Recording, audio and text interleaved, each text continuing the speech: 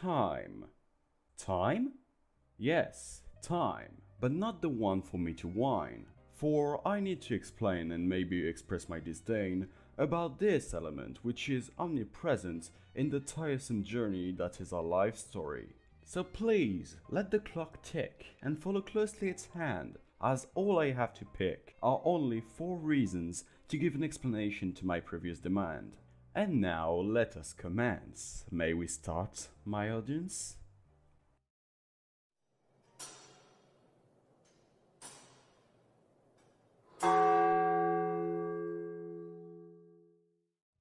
In case you do not remember, timeouts in bullet hell are spells that require lots of skills, if you can't tell, as all of them have the effect to force you to evade bullets, until you waste the time given to move on to the next conundrum. So, what is my beef with them? I don't have any either, rather the problem is when you let it simmer. Stacking up too many starts rising the anger, but without this timer, the games would be dreary. But enough with my blabber. What is the reason for those little buggers?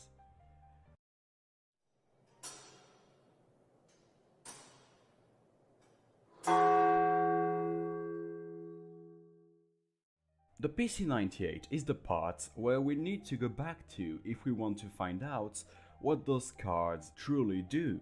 In this simple era, no spells nor declaration could be realized. There is just a frightening terror of death-dealing projectiles. No restraint it would seem, and for your eyes, it may be a dream. Oh, a small starting invincibility. Isn't that fine and dandy? But it being the only way to stall time doesn't mean that the bosses are in their prime. Most of their fights end with a hopeless yet brief last resort bullet shower. But let's face it, it's more of a mess than an actual danger. Then spell cards came into play, removing the potential commotion and by the same occasion allowing for prettier displays. Timeouts are expanding on that concept, focusing on only one spec. Dodging becomes the main objective, making battles look much more impressive. So in the end, there's no real issue, I'm okay with them existing, but I only bring out the tissue when these appear while fighting.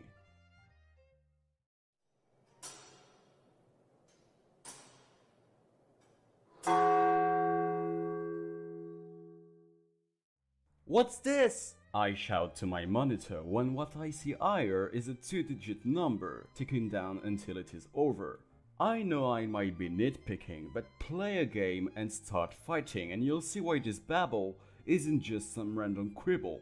Time in a fighting game is a poor man's plan to make itself a name by just running around and running down the timer while its health is higher. Of course it can be fun to run around, but let's say I have something in mind, and my friend wants me to explain a trick or two with racing. Nope, can't do that unless it's under a minute and 40. Now hurry up and fight, Snorty. I'm not saying that time is forcefully bad, but it should be turned down a tad, or at least give us the option to remove this contraption. What's the most ironic is that out of all of Toe's hits, the game considered to be catastrophic was the one who nailed it.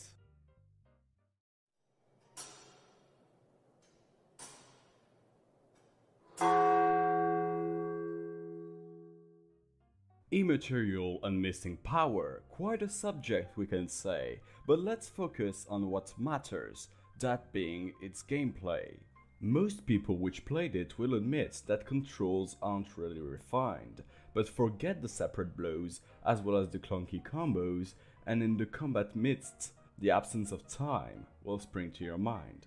Although it might seem quirky, not having this feature makes combat go much faster once you know how to press keys. Time isn't necessary as the god will wither if your enemy decides to cower, and trying to soar to heaven will only result in exhaustion. IAMP is far from great, especially with controls, but it shows that we can alternate without any other goal. Anyway, I won't rant any longer, I just wanted to give my opinion on the matter. Thank you for listening to me everyone. I will see you, I hope, maybe next time.